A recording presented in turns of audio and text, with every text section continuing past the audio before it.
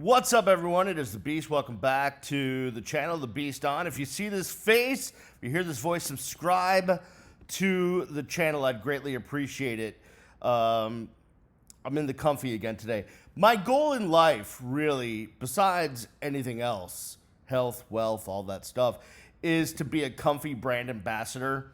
So if you could just tweet at them, I think it's at the comfy. Let them know that the Beast needs to be a brand ambassador. Why?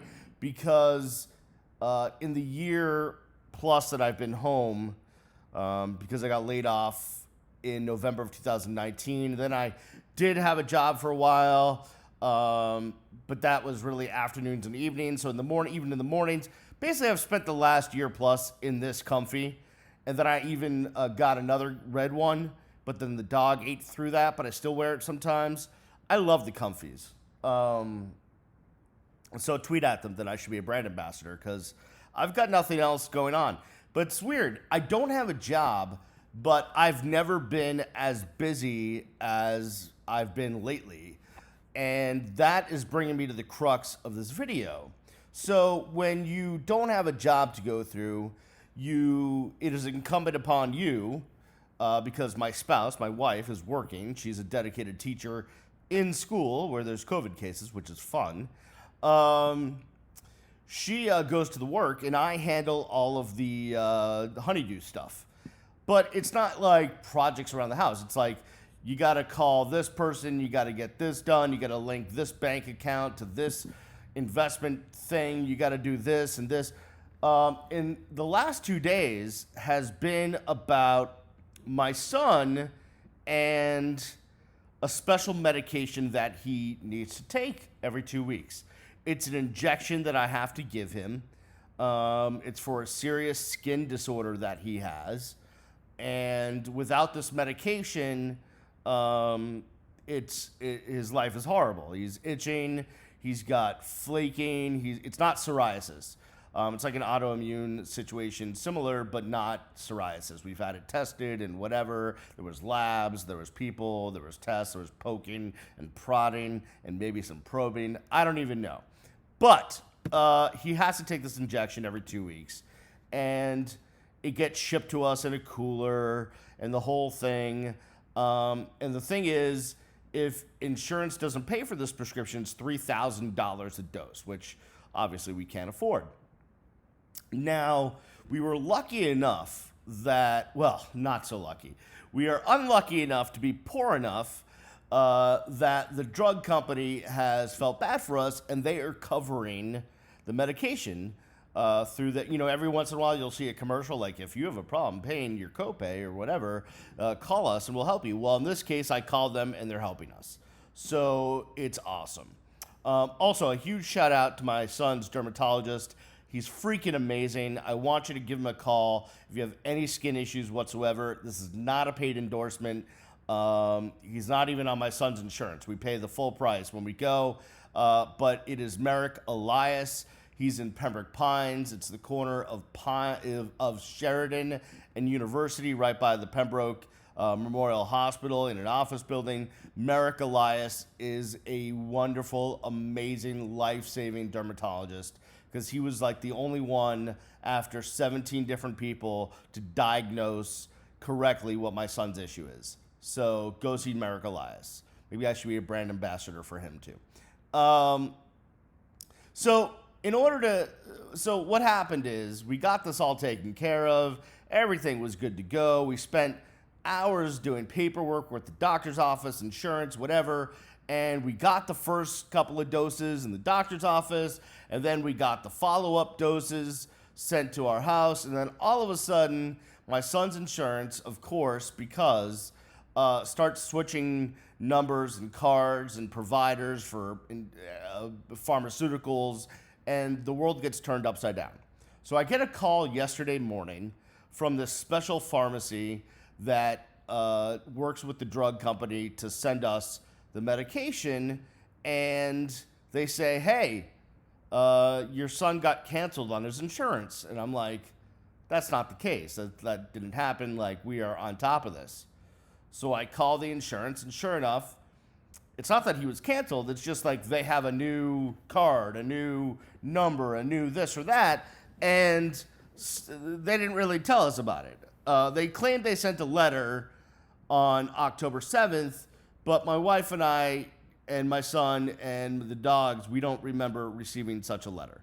So, anywho, starts off with the insurance.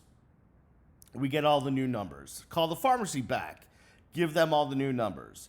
They call me back and say, that's still not working. You have to call X, Y, and Z. So I call X, Y, and Z. They say this is not where they handle it. We have to go to the specific division of X, Y, and Z, which they can't transfer me to. I have to call. So I call them, and they tell me they don't handle this situation, that I have to call the pharmaceutical benefits company for the insurance company that we have. So I call them, and they tell me, no, we don't handle this situation. You have to go to back to XYZ company, just to a different department. Okay, so we do that.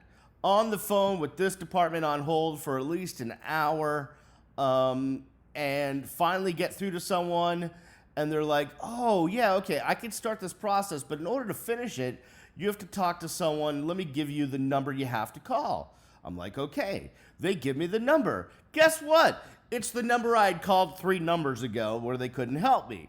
And I said, hey, I was just on with them. That didn't work out so well. What's the deal?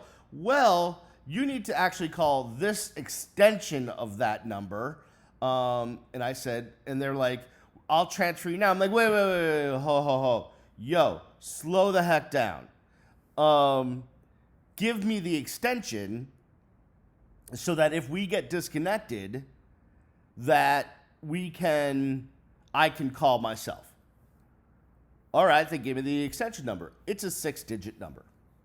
So I'm on hold, the music's playing, she keeps coming back on. Sir, I'm here. When the operator picks up, I'll explain the situation. We'll get this all done for you. Back on hold, music playing. It's been 20 minutes now. All of a sudden, click. Hang up. No one's there. Of course that happens. But I'm like, no worries. I did the adult thing. I got the extension that I was going to be transferred to, so I know exactly who to call. We're finally going to get this done. So I call the number, and it says, press 1 if you know the 5-digit extension you need to be transferred to. Well, I'm looking at the extension number I was given, and it's 6 digits. And I'm like, did I hear it wrong? I don't think so. So I start entering numbers, like 5 digits of the 6. First I entered the 6 digits. That was wrong. That didn't work. Then I entered 5 of the 6, just picking 5, leaving 1 off. None of that worked. So now I just hit 0. And I get to an operator, and I'm flabbergasted. I'm on wit's end. And I say to her, ma'am, it's been 2 days. It's been 6 hours. It's been 4 or 5 different companies, 6 or 7 different operators. It's been so long. I just need to get this opt out of an MRX so I can get the pharmacy and the drug company to go through the process to get my son the medication that he's supposed to take on Thursday. And if it's not shipped out today, it's not going to get here. And what happens? So then she says, all right, let me get all your info. And she gets all the info, and then she puts me on hold. While I'm on hold, I decide, you know what? I'm in a frisky kind of mood, not that kind of frisky. Every day in December, I've been taking a walk for a mile because it's something that benefits my health, but I find it also benefits me mentally. It's also when I listen to podcasts. It just gives me some time to have some alone time, right? Even though I'm alone with the dogs all day, but it's just different. Being outside, fresh air, that whole stuff. So I just decide while I'm on hold, you know what? I'll go for a walk, but in my house. So I created a route from my dining room, through my living room, through the hallway, through the kitchen, back to the dining room, living room, hallway, kitchen. You get it. So I created like a little loop inside the house, and I started walking. And I'm on hold listening to the music, so I can't listen to a podcast. I throw the TV on just to have some sound in the background, and I'm just walking. I kid you not. I walked more than a mile. I think I walked like 1.2 miles, like 1.21 miles before she picked up again. And she said, okay. I'm like out of breath because I'm fat and out of shape. But she said, okay, I got you. We're opting out of this MRX. You're good to go. No worries. And I said, okay, great. And she said, can I ask, about the situation, about the medication, whatever? So I tell her, and she says, well, why don't you just go through us, and we could just have it to you tomorrow? And I said, that's nice, but evidently you don't cover this, and it would be $3,000 a dose. And she said, oh, well, yeah, but we could have it to you tomorrow. I said, listen, woman, that is great that you offered, but right now I can get it for free. I don't need, I love you for offering. It's just the $3,000 is going to be a little bit much this month. She said, okay, I understand. So now, because I don't want to take any chances, I start back in the beginning. The pharmacy that called me, that tried to put it through for the drug company that said we were canceled. And I called them and I said, listen, I did what you told me to do yesterday. It's taking me 400 million hours. I've walked up like the length of Mount Everest. I've been on hold more times than the salesperson that calls that you don't want to talk to.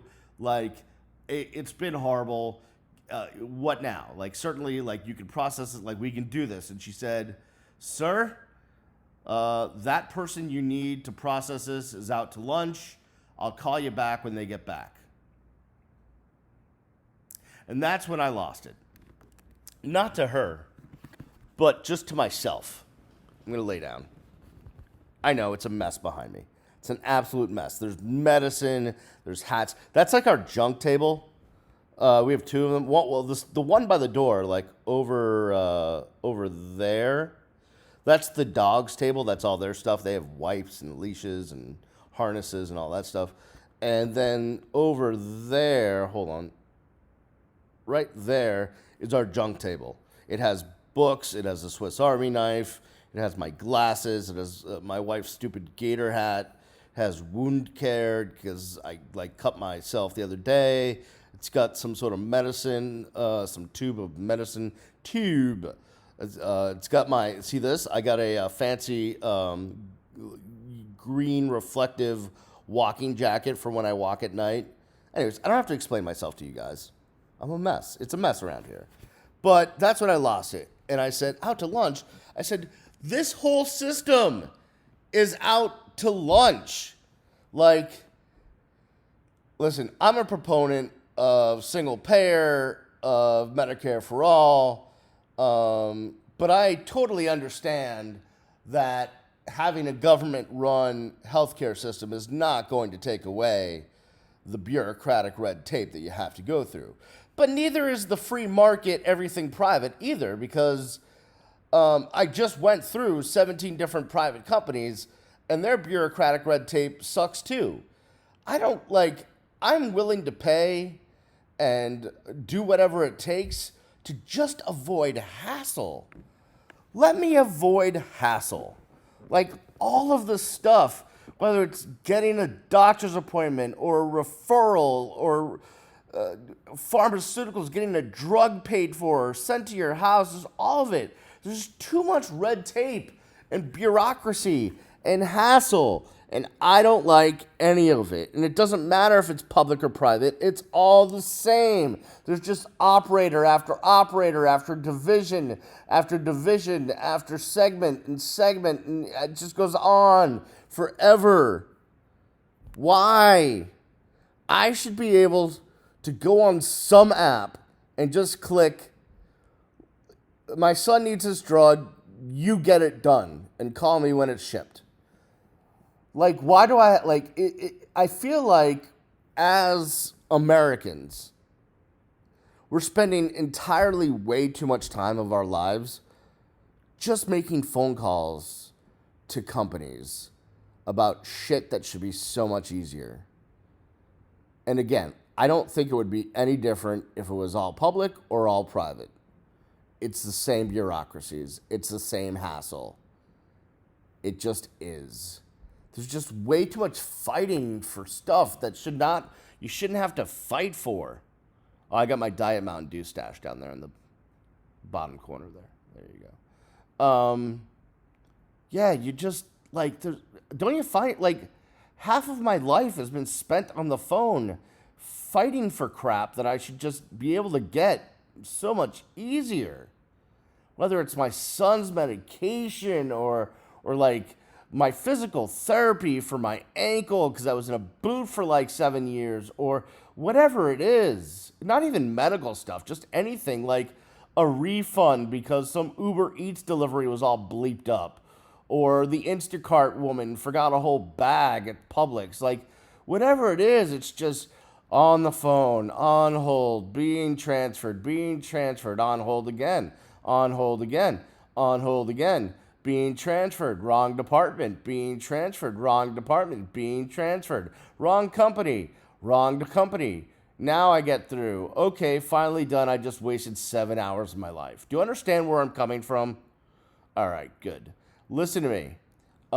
It would make me so happy if you could do a couple things. One, subscribe to this channel because I just keep putting out content. Okay, subscribe and watch. Click.